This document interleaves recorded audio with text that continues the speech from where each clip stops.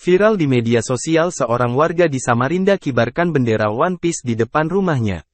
Bendera One Piece tersebut dikibarkan tepat di bawah sang saka merah putih. Namun, aksi pengibaran bendera One Piece tersebut justru berujung pada teguran dari pihak kepolisian. Insiden warga ditegur polisi karena mengibarkan bendera One Piece ini viral setelah diunggah oleh akun Instagram @suksesberita, Jumat, tanggal 1 September tahun 2023. Kibarkan bendera One Piece, warga asal Samarinda ini ditegur Babin Kamtipnas, isi narasi dalam keterangan unggahan itu. Tampak dalam video, seorang polisi mendatangi rumah pemilik bendera One Piece tersebut. Saat didatangi, pria berbaju hitam kemudian keluar menemui polisi tersebut.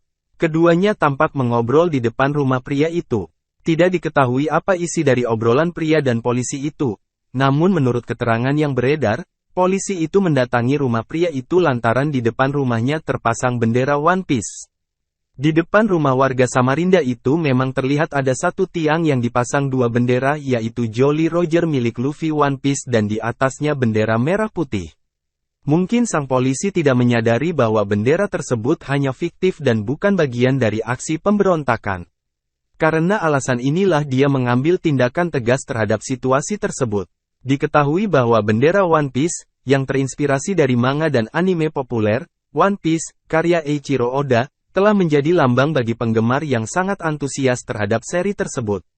Namun, dalam situasi ini, bendera tersebut muncul di bawah bendera nasional Indonesia, yaitu bendera merah putih.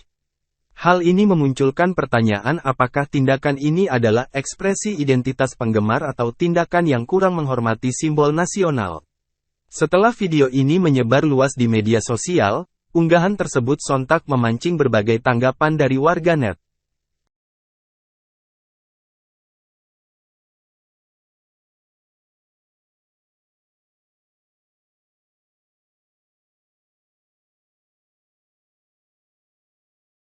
Terima kasih sudah nonton, jangan lupa like, subscribe, dan share ya!